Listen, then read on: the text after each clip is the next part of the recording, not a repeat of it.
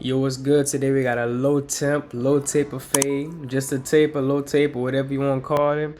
But firework, man, I'm about to teach y'all step by step. Let's get into it.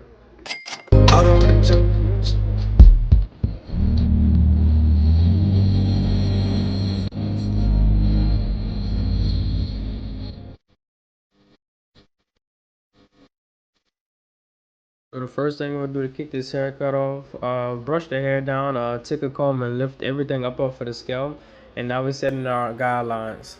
But that's all we're doing. We're setting the guidelines and we debug.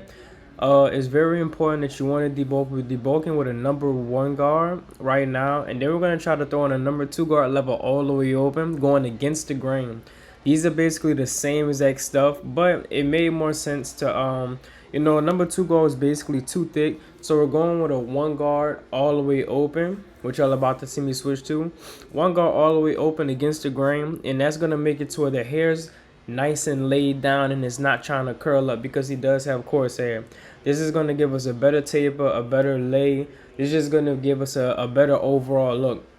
Now the reason why the lever is all the way open because I do have a down fading technique, and with the down fading technique we always start with the lever all the way open whenever starting with a new guard. For the taper, I do have a soft trimmer. My cocoa trimmers are my soft trimmers. Soft trimmers is basically a trimmer that's not zero gap, so it doesn't cause irritation or redness to the skin or anything like that, and you can use them flipped over. But yeah, it's important. Well, let me explain this first. Right now we have the lever all the way open with no guard using our wall. I keep saying wall masters. It's Andy's masters. I'm such a wall guy, man. But look, Andy's masters. The Andy's masters. And we're slowly closing the lever all the way. Closed. And we just followed in the same shape as that first guideline that we had set in. That first ball guideline. Um, but yeah, we want to follow in the same exact shape as that first guideline. But this is our second guideline right here with the lever all the way open, and now we're just slowly fading down. With the walls is kind of, I mean, with the Andes, I'm so sorry, with the masses, it's kind of different because they don't have a half guard. So we start off with the lever a little bit closed because remember we cut everything down with the lever all the way open against the grain. Now we're still going against the grain, but we're a step down. And we're doing the same exact thing, just slowly closing the lever till we reach all the way closed. But make sure you're not going all the way down because we do have to make room for that zero guard. But with the Andes Masters compared to the walls that I always use, they don't have no half guard in their lever or their guard system. So it goes from 2, 1, and then straight to 0. But I think the blade kind of extends a little bit more. I think like with the guard off, if you open up a masters all the way, it extends all the way to a one guard. So it's working good for me. I can use the same exact steps with the walls and then give out a nice blend. Now we're gonna do the same thing to the back taper. Um, and the reason why it's good to debulk everything, you want to have a nice, firm foundation for whenever you're setting your guidelines and whatnot. It's very important to have a nice foundation. You're not just cutting into a whole bunch of hair because the hair could be all thick at top, and then you start your taper process, and now you're done with your taper, and then you want to decide to debulk and knock all the hair down.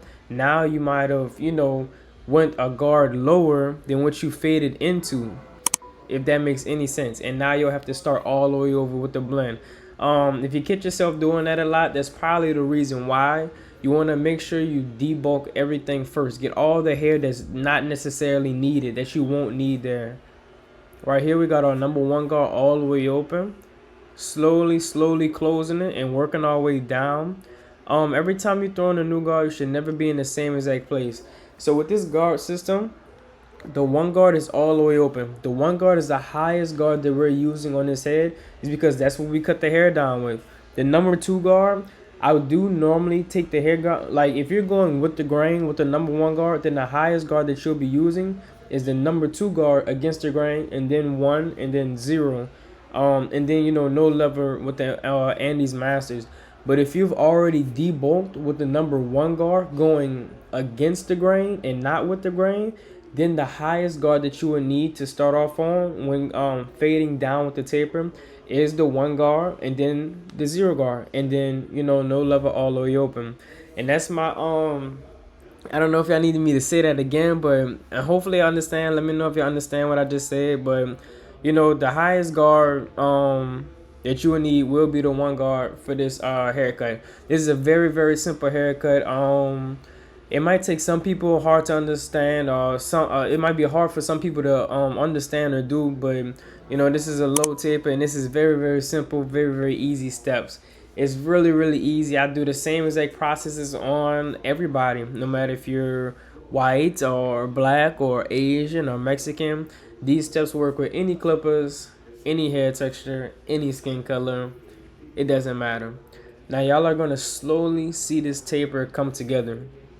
We're throwing on our zero guard, lever all the way open, and we're just getting it down. We're trying to knock out that last guideline if y'all see it, and I'm just hitting it, using the corners of my clippers, detailing. Whenever you're trying to take out a line, you do want a majority, for the majority of the time, don't use your whole blade. Use the corners, or use one half of your blade. Don't just use the whole entire blade. You're gonna wind up taking the fade up higher or making another line, and then you're gonna have to refade that out. So that's something that to keep in mind whenever you're fading. It's best to use the corners, but I feel like using the corners, it takes a little bit too long. It pushes the haircut time up higher. But this is real time basically right here. See how quick I got the fade done. Now we're just detailing. We got the lever all the way open. Now we're gonna set in the neckline up.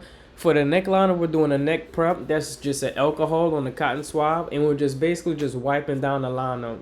The alcohol basically cleans the skin, and it also dries, so you can get that nice crispy ash line that you desire. Now our client does have a light spot right there in his left corner. I don't know if y'all can see that or not. Y'all should be able to. But we just combed the hair, got it lifted up off of the scalp, and now we're going in with our number one guard. I think number one guard all the way open, or all the way closed. I'm not too sure. I make a lot of YouTube videos out the week. But what you can do, just to make sure, you always want to start the lever all the way open when cutting down the hair, because you never know if he has a cowlick or anything right there. So it's best to do lever all the way open and then work to lever all the way closed. This is our lineup process. We're putting the lather on his lineup, and we're gonna use the hot towel as well. And this basically opens up the pores. This basically get us all dried out, all clean and everything. This process doesn't really take that long. You just want to leave it on there for a couple minutes, not too long. And yeah, we're on the back neck area now. With the back neck area, I do take my thumb and my pointer finger and I place it on a clipper. Now you have to have a soft touch for the neck area, especially if your clippers are very, very sharp. And you just use, your knuckle or your middle finger to kind of hold down the ear as you're going around that, the little roundabout right there. And we're knocking all the excess hair off, getting this the hair off his tattoo, because you grow hair all over the face, so you need to get the hair off his cheeks and everything. That's gonna make him feel like, it's gonna make him feel good, because I know I feel good whenever I cut my hair, and I cut all that off. But all you want to do is just slightly just do a curve. You don't want to go too high. You just want to follow the path that's laid down for you. And then I'm turning my client, getting myself adjusted. You don't want to move from side to side. That's what the chair turns for. You want to turn the chair instead of you moving from side to side. And look how beautiful this neck taper turned out. Everything, man, the lineup is such a fire, soothing thing. Look how well this neck taper looks. People, you don't really see the end product until you put that lineup in, man. That lineup is everything. Like, look how flush, look how nice, look how good the back taper looks. And it's because, it's not only because the blend in the taper is because the the angles at which I chose to set in my neck lineups. And look at this, a nice, firm, soft touch, starting at the bottom of the C cup and just working my way up into a curve. That's all it takes. And this ash line, this is with no enhancements, bro. This is from, the lineup prep. I have a really nice lineup prep system. Y'all let me know if every clipper, believe it or not, every trimmer sets in a different type of ash line. Every trimmer sets in a different type of ash line. These are my favorite trimmers as of right now. The low pros is very, very good. I have to give me another pair of low pros. I do have some, but I just stopped using them after these trimmers made me put them down, man. I ain't even gonna lie to you. But yeah, same thing on the side. We did match both sides, and I'm showing you the light angles right there. The right side isn't as worse as the left side. See the left angle. He's smiling because he didn't want me to. Well, he noticed that he has light corners now. So, it wasn't always like that. But like as you grow older, man, things like that just start to happen. And I don't know what we was looking at, but we was looking at something. I have no idea. But whenever you're choosing to do the lineup, you always want to start in the middle.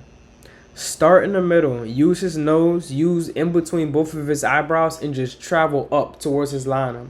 And then you want to pick a spot to where the lineup is the most thickest because you don't want him to go home and wash his hair and it doesn't look like he has a lineup. You want to actually line up the lineup.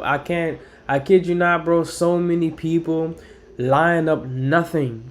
They line up holding spray. That's what the ash line is. The ash line is holding spray and very, very cleaned up skin. They're lining up cleaned up skin and holding spray, and then when the guy goes home, bro, he has no lineup. And then that's why people don't know how, people don't know these steps. That's why people always make fun of certain people. Well, it'd be the old heads for real, people that don't know no better, and all they barbers suck and don't use enhancements. But people like that like to joke and kid about people with enhancements. Well, whenever you go home, it's gonna wipe off, or whenever you take a shower, it's all. No, when my clients go home, bro, they're still gonna have a nice full thick lineup. As y'all can see, this is the lineup right here. I'm not lining up no light spots. I'm not putting enhancements in the spot that he's thinning. I'm basically making him have a lineup by making half of his lineup enhancements. I'm not doing that. I make sure all my clients have a nice full firm foundation. That's what I like to call it, a firm foundation. My client that continue, you might have or barbers, man. Barbers might make all these videos, but they might have that one client and the client never comes back to them just because they did that one thing. But they might have made content or whatnot, and they didn't. You want to make sure these clients keep coming back to you. That is the goal. That's how you increase your revenue, bro. That's how you increase your if you want new clothes, new shoes, new everything. This is how you increase it. You do stuff like this. You make sure they have firm foundations for real. And now we're just adding in the pencil. He didn't need the pencil at all. He was the thinning in the corners, but it doesn't even look like he's thinning. Just because my knowledge, just because my skill set, just because of the things that I know. And I'm teaching this all to y'all. I promise y'all, everything that I said, I do, and y'all are just watching it. I will host classes in the future for everybody that wants to learn in person, because learning online and learning in person hands-on is a whole totally different feeling. And I've taken a bunch of classes and I honestly know. But I'm not gonna be kind of like a lot of these people. I'm not gonna really charge as much, nowhere near, for real. It's gonna be hands-on. If you want to come up and look, you don't have to sit down in your chair and it's gonna be real up close in person, or really helping and really getting this stuff to y'all. Just just a small class. It don't have to be a small class, but it's it's really person to person. Like, y'all really gonna understand when y'all leave. But right here, we're basically just adding enhancements. Well, that's exactly what we're gonna do. But hopefully y'all consider about coming to these classes whenever I do allow, or start doing the classes. It'll be really amazing if everybody from different states come. But hopefully y'all love this video. Hopefully y'all give it a like, and follow, subscribe. But it's HYB if you're not handling your business and what you're doing. And we out.